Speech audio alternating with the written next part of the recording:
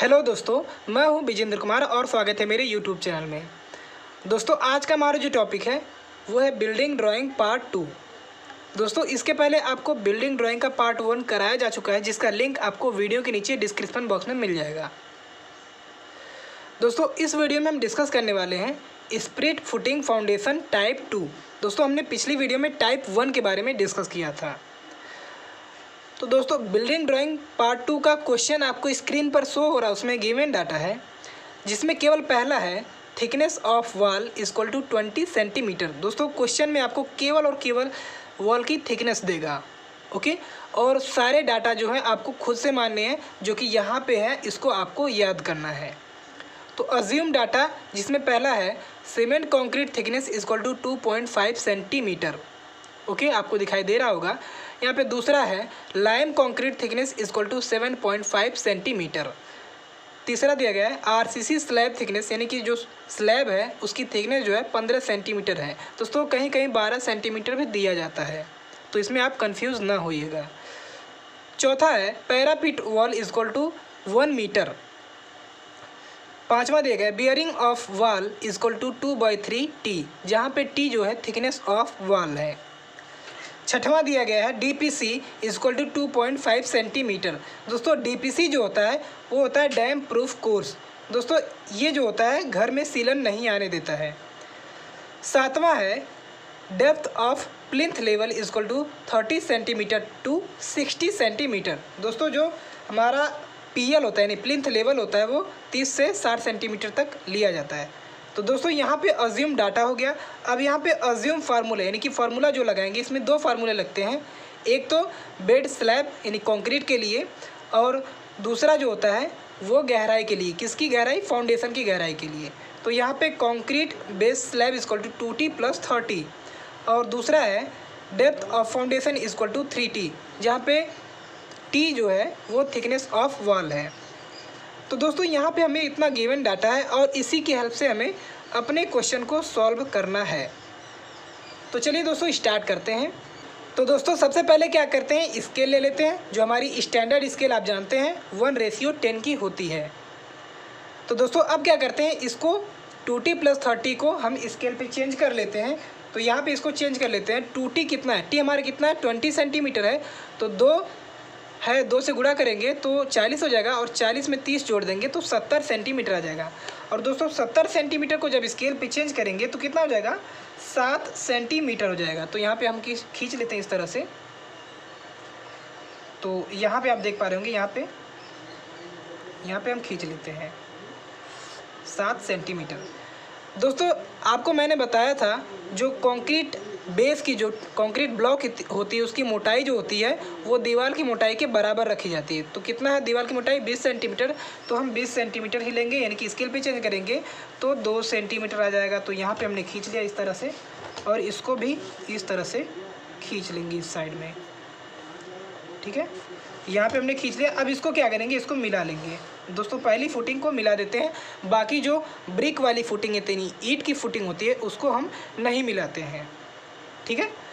अब दोस्तों, आप जानते हैं कि जो पहली फुटिंग होती है वो 15 सेंटीमीटर पर करती है, ओके।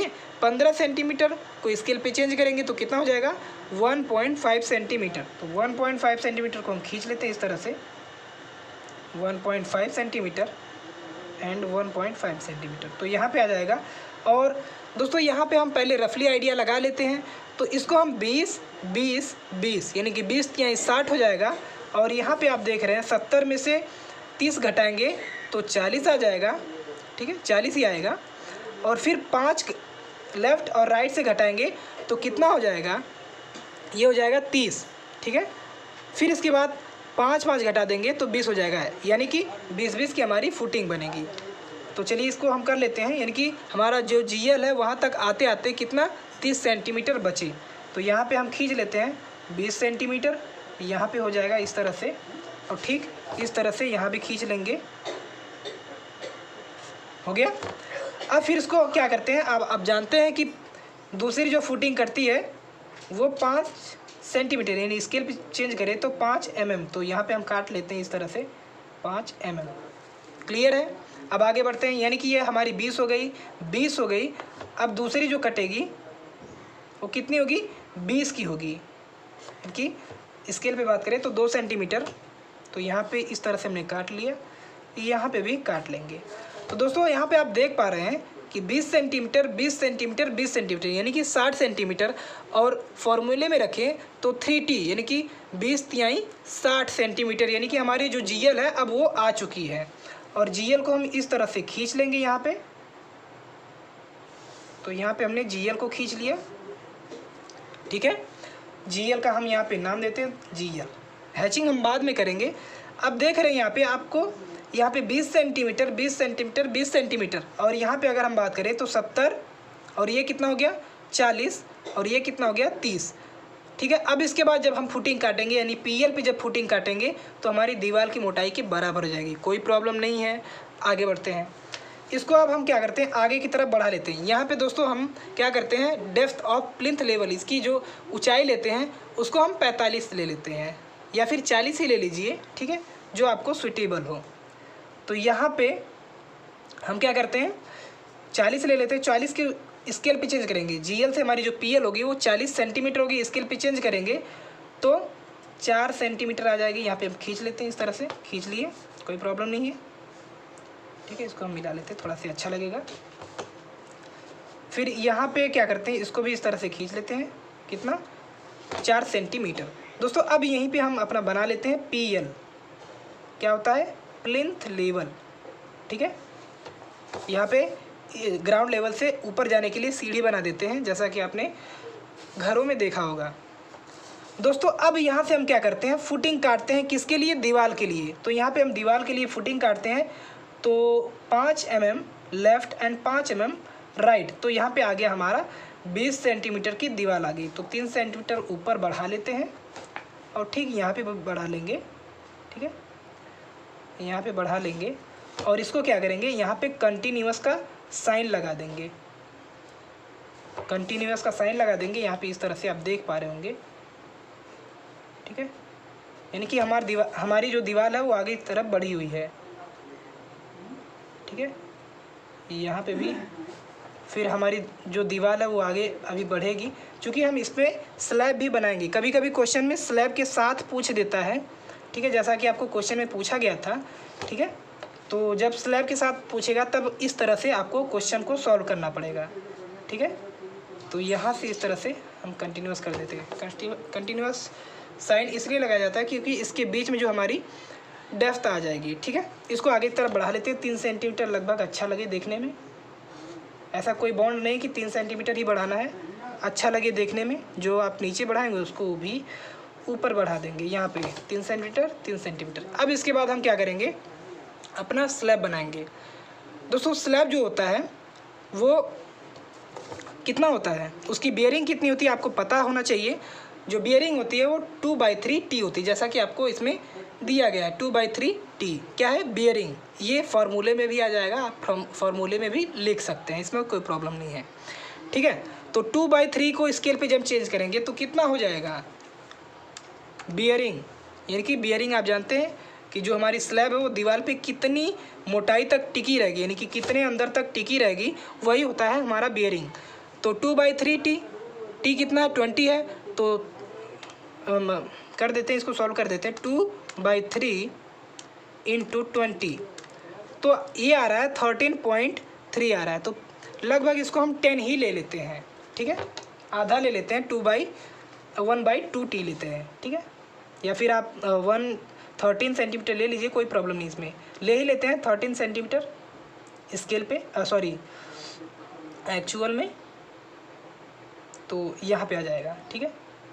ले लेते हैं, इसको आगे की तरफ बढ़ा लेंगे, ठीक है, कोई प्रॉब्लम नहीं है इसमें। इसको मिला लेंगे, थोड़ा सा इसको भी आगे बढ़ा लेते हैं क्योंकि देखने में अच्छा लगेगा। दोस्तों आपके एमडी में एरर नहीं आनी चाहिए, नहीं तो ड्राइंग ख़राब हो जाएगी। अभी यहाँ पे आप देख पा रहे हैं, यहाँ पे स्लैब की थिकनेस जो है कितनी है, 15 सेंटीमीटर है। दोस्तों 15 सेंटीमीटर को जब स्केल पे चेंज कर लेंगे तो कितना आ जाएगा, चेंज करके देख लेते हैं, 1.5 आएगा, ठीक है। 15 सेंटीमीटर डिवाइडेड बाई 10, तो कितना जाएगा 1.5 सेंटीमीटर, तो खींच लेते हैं 1.5 सेंटीमीटर। तो यहाँ पे आ जाएगा, ठीक है, इस तरह से यहाँ पे खींच लेंगे, ठीक है। आई होप कि आपको इसमें कोई प्रॉब्लम नहीं होगी। अब इसको क्या करते हैं, दीवार को आगे की तरफ बढ़ा लेते हैं, ठीक है दोस्तों। इसके बाद हम क्या करते हैं, अपना पैरापीट बनाते हैं। पैरापीट क्या होती है, मुंडेर होता है, हिंदी में कहते हैं इसको मुंडेर। और ये जो छत होता है उसके चारों तरफ बनाई जाती है। चारों तरफ इसलिए बनाई जाती है कि जो छोटा बच्चा होते हैं वो छत पे घूमते रहते हैं, घूमते हुए गिर न जाए, इसीलिए हम पैरापीट यानी कि मुंडेर बनाते हैं। तो आइए इसको बना लेते हैं। तो यहाँ पे मुंडेर की जो हाइट है वो 1 मीटर है, तो 1 मीटर काफ़ी ज़्यादा हो जाएगा स्केल पे।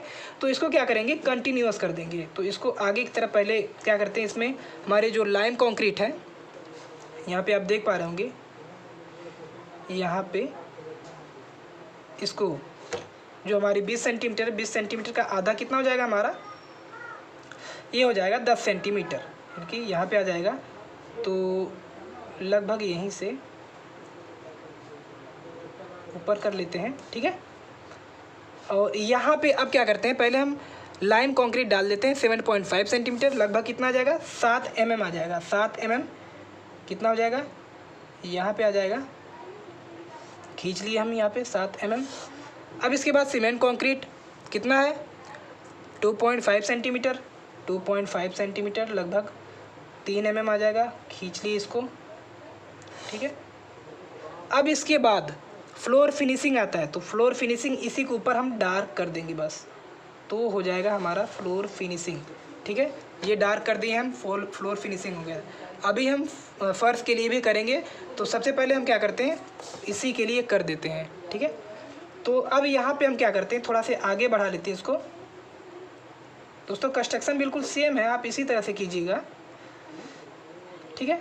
इसको क्या करते हैं, यहाँ पे थोड़ा से आगे बढ़ा लेते हैं और यहीं पे इसको कंटिन्यूस कर देते हैं, क्योंकि 1 मीटर यानी कि 10 सेंटीमीटर स्केल पे तो बढ़ाने में बहुत ही लेंदी हो जाएगा।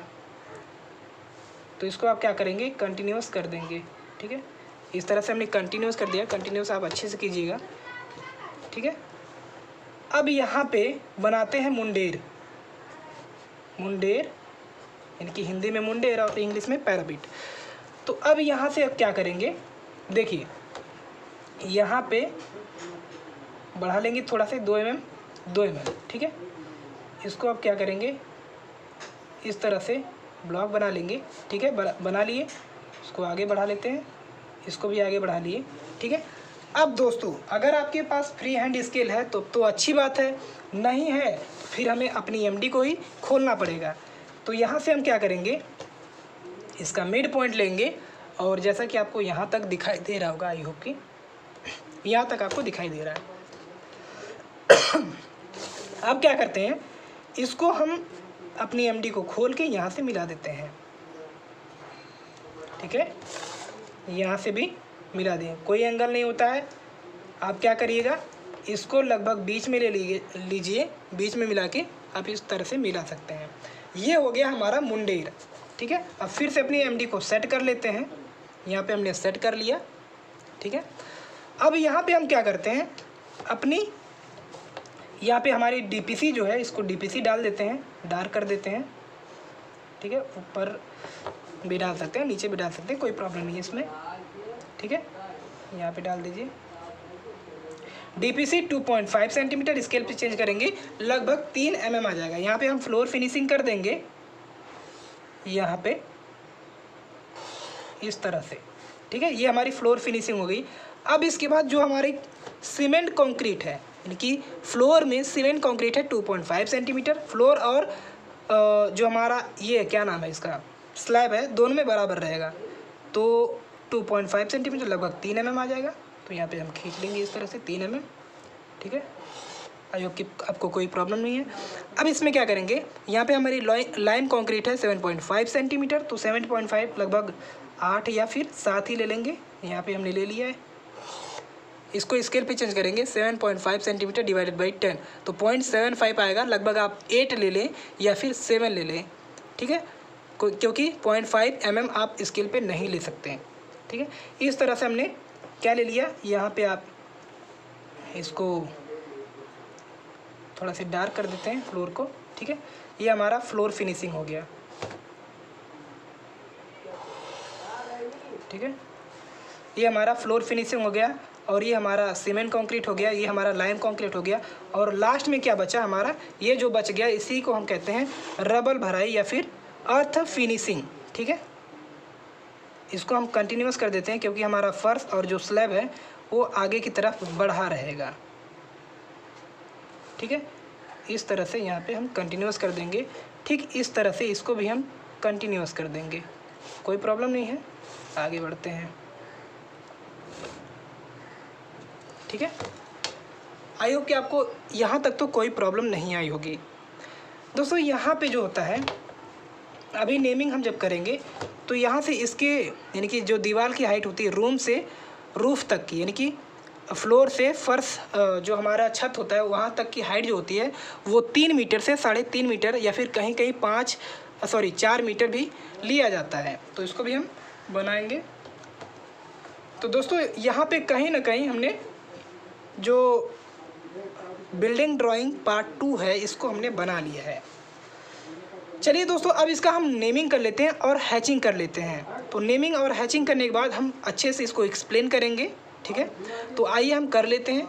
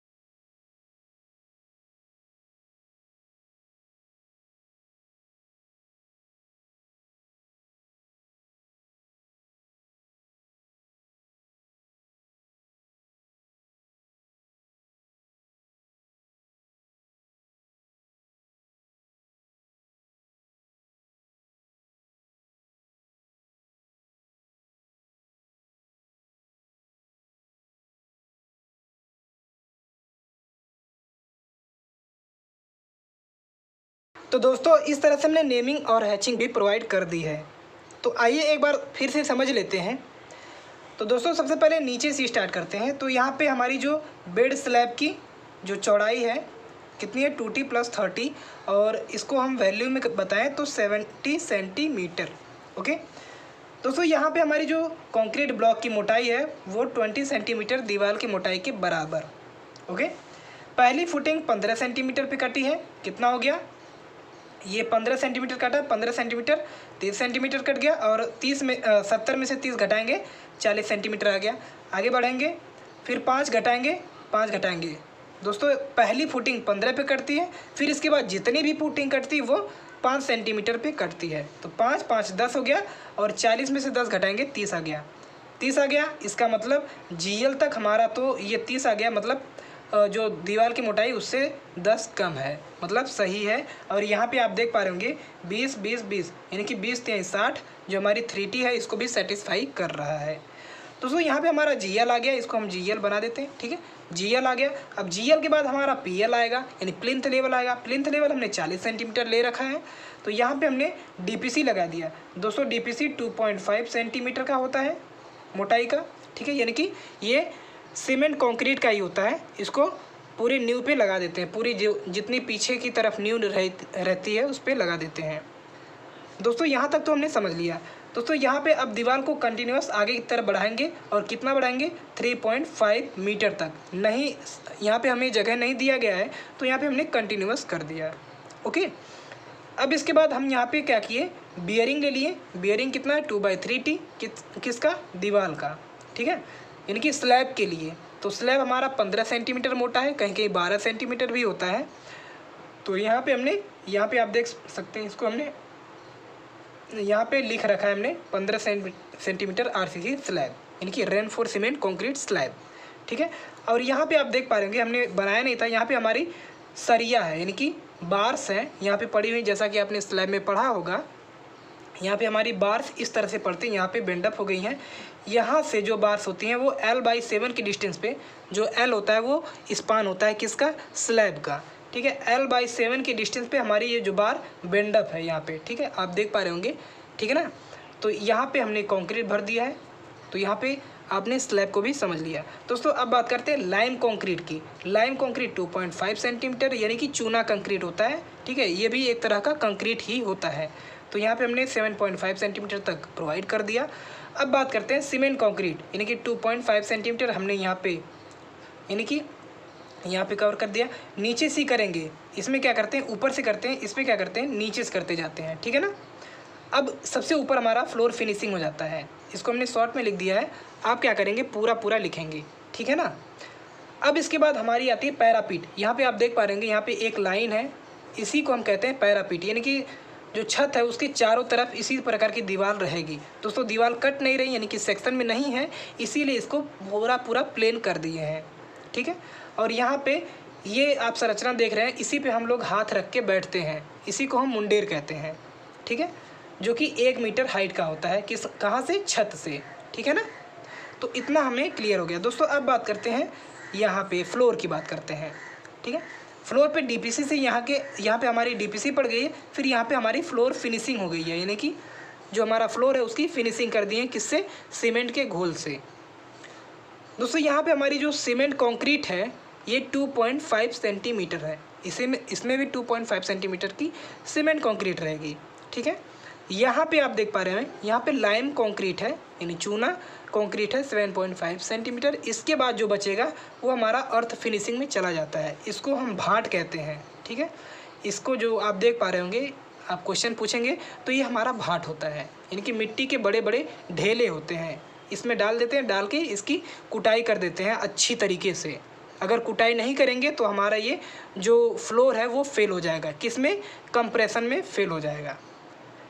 तो दोस्तों यहाँ पे आप क्या करेंगे, 45 डिग्री पे, दोस्तों यहाँ पे आप देख पा रहे होंगे, यहाँ पे हमने 45 डिग्री पे सभी का नेमिंग किया है, ठीक है। यहाँ पे भी 45 डिग्री पे, दोस्तों यहाँ पे 45 डिग्री पे ईंट की हैचिंग कर लेंगे। यहाँ से पूरा पूरा ईंट होता है, दीवार ईंट, फिर यहाँ से नीचे जो हमारी कंक्रीट ब्लॉक होता है, ठीक है, इसको हम कंक्रीट ब्लॉक की हैचिंग से दिखा देंगे। तो दोस्तों कहीं ना कहीं हमारा जो फाउंडेशन है, ठीक है, स्प्रिट फाउंडेशन है, इसका ये टॉपिक ख़त्म हो जाता है। दोस्तों यही 2 तरह के क्वेश्चन आपको एग्ज़ाम में पूछे जाते हैं। तो आशा करता हूँ दोस्तों आपको ये वीडियो समझ में आ गया होगा और पसंद भी आया होगा। तो अगर आप मेरे चैनल पर नए हो तो चैनल को सब्सक्राइब करें, वीडियो अच्छा लगे तो लाइक शेयर कमेंट जरूर करें। धन्यवाद, जय हिंद।